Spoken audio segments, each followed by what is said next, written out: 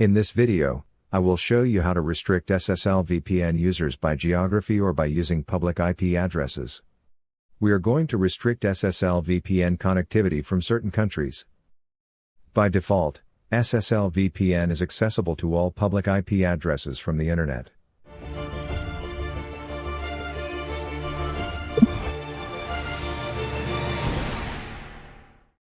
Let's begin. For this demo, we are using this FortiGate 60F running on FortiOS version 7.4.3, which is currently the latest release during the time of this recording. The first step is to create a network address. Go to Policy and Objects, Addresses. We will create a network address using either the public IP addresses or by using geography or country. Afterwards, we will use these network addresses to whitelist or allow access through SSL VPN. Tick Create New. I'll show you first how to create a geography address. For this demo, we will use USA, so we will give a name of USA to make it simple. You can change the network address logo color if you want. I usually change the color for me to easily locate the address and also for my reference.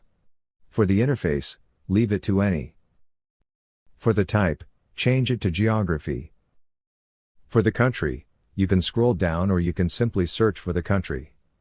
Tick on it to select. Comments is optional. Click OK to save the changes.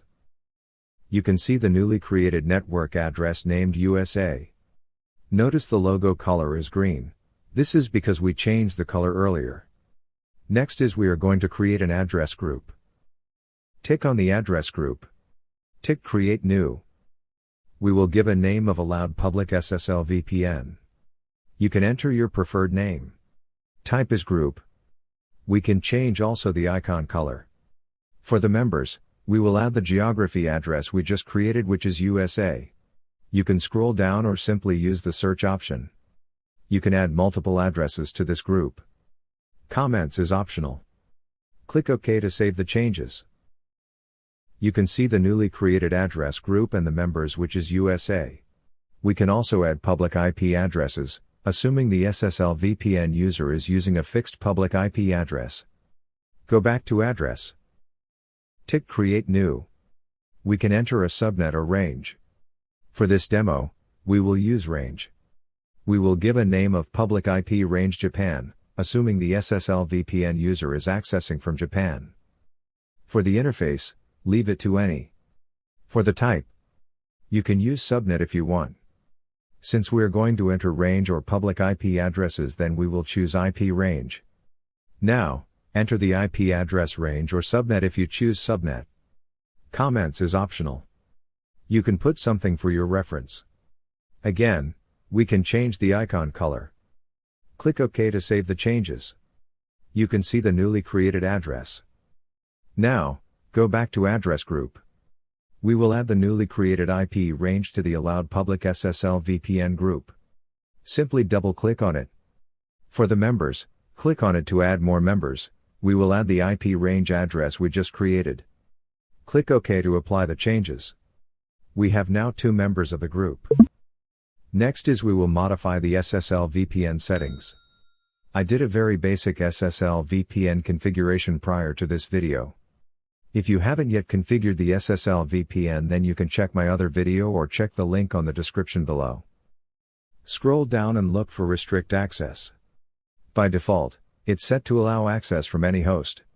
This means, by default, anyone from any country can access SSL VPN as long as they have the SSL VPN details like the public IP address, SSL VPN port, etc. Now, tick Limit Access to Specific Host. Tick the plus sign. Do not add using the network addresses. We need to add the address group. Choose the address group we just created, which is the allowed public SSL VPN.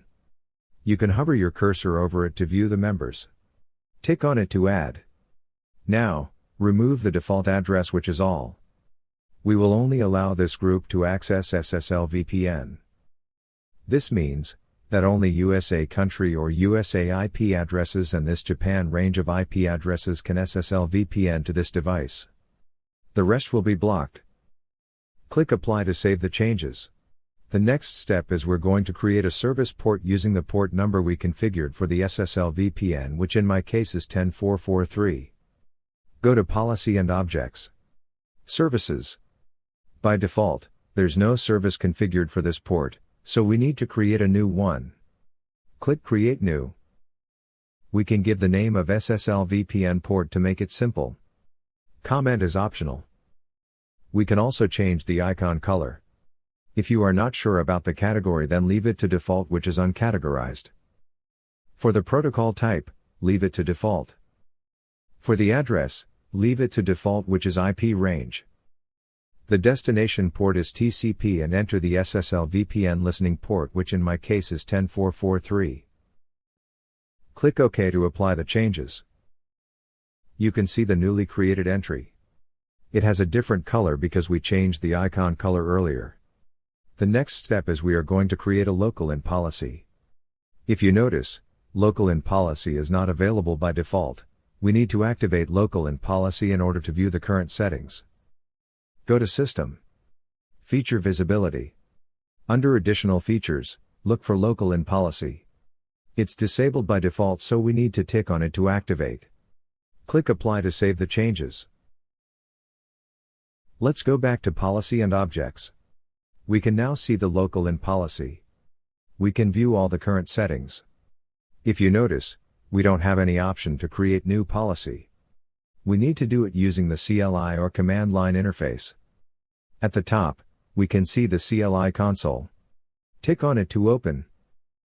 Enter the command config firewall local in policy, hit enter. We are now on local in policy. Enter the command show to view the current configuration. By default, there's no default policy configured. We need to create a new policy for the SSL VPN restrictions. Enter the command edit followed by the policy ID. The policy ID will follow the sequence. We can start from 0 or 1. New entry 1 added. We are now on policy 1. Enter the command set then question mark to view the options available. First is we are going to set the interface. This is the incoming interface, which is the internet-facing interface or the WAN port. If we check the interfaces, in my case it's the WAN 1. You can also enter the command set and then question mark to view the options. Enter the WAN port, in my case it's WAN 1, hit enter. Next is we are going to set the source address. This will be the SSL VPN remote user address. It's the same process, we can enter a question mark to view the options available. Again, we are not going to use the address, instead we are going to use the address group. We can simply copy and paste the address group. Or we can enter the first few letters of the address group and then hit the tab on your keyboard to autocomplete the address group name. Hit enter. We can enter the command show to view the current configuration. Next is we are going to set the destination address. We can simply put all. We can configure the restrictions on the firewall policy. Set action, we can either accept or deny the traffic. Since this policy is to whitelist or allow the address group we created, then we will choose accept. Hit enter. Next is we are going to set the service. Enter the command set service followed by the SSL VPN listening port. Earlier, we created this service for the SSL VPN listening port. We can enter the first letters of the service then hit the tab on your keyboard to auto-complete the service name. Hit enter.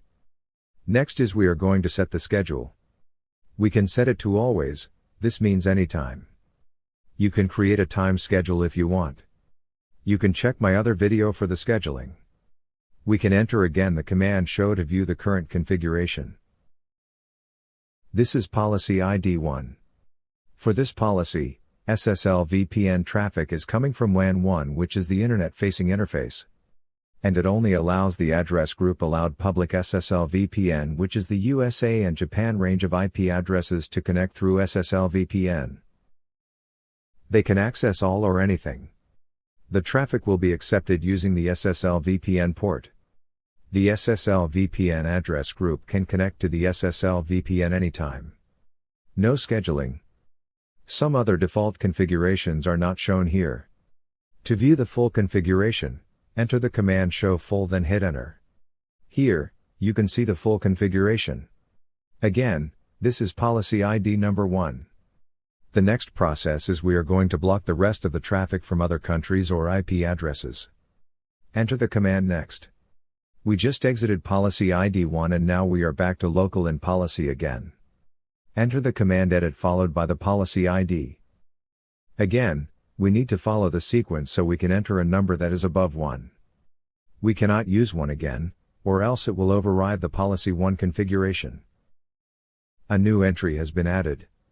We are now under policy ID 2. It would be the same process, we just modify some of the entries. Set interface, add the interface facing interface or the WAN port.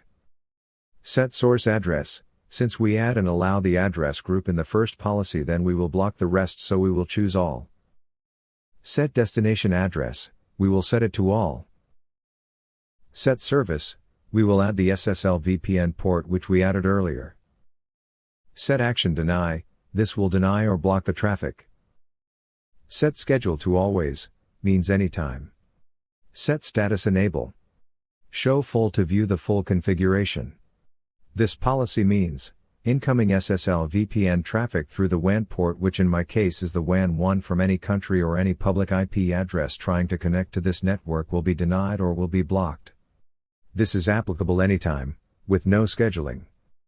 Enter the command next to go back to the local in policy. Enter the command show full to view the local in policy full configuration. You can see that we have two policies which is the policy ID 1 and 2. The traffic will follow the sequence. The SSL VPN traffic from the WAN port will first pass through the first policy which we allowed or whitelisted the USA and Japan range of public IP addresses. Now, if the firewall receives SSL VPN traffic from any public IP address that is not in the allowed public SSL VPN group then it will pass through policy ID 2 which we set the firewall to deny or block the traffic. In short, only the country and public IP addresses on the allowed public SSL VPN group can connect to this network. The rest will be blocked. But what if an SSL VPN user from another country wants to connect to SSL VPN, or some of the employees traveled abroad, or let's say they went to Singapore and want to use SSL VPN? Singapore is not in the allowed group so they cannot connect to SSL VPN. The solution is very simple. That's the main reason why we use the address group, not the network address. Whatever country or public IP address you want to add, you can simply add it on this group. No need to modify the local in policy and SSL VPN settings. It's very simple and easy. Now, let's create address for Singapore then we will add it on this group. Go to address. Create new, let's give a name of Singapore for our reference. Again, we can change the icon color. For the interface, leave it to any. For the type, change it to geography. For the country, you can scroll down or use the search option. Simply search for the country you want to add. In my case it's Singapore. Click OK to save the changes. You can see the newly created address. Now, go to the address group. Double-click on the allowed public SSL VPN. Under Members, click on the plus sign. You can scroll down or search for the country you want to add, in my case it's Singapore. Tick on it to add. Click OK to save the changes. Again, we use the group to configure the local in policy and also the SSL VPN settings so no need to change any other settings. You can add more countries, range of public IP addresses, and IP subnet on this group depends on your preference. To remove a member, simply double-click on the address group. Tick on the X sign to remove. Tick OK to save the changes. Again, even if we remove some countries or address on the group, no need to modify the local in policy or SSL VPN settings. It will all rely on this address group. Well, that's all for today's demonstration and I really hope you liked this video. If you are new to my channel, please don't forget to like, share, subscribe and click on the notification bell for more amazing tutorials. Thank you and see you in the next video.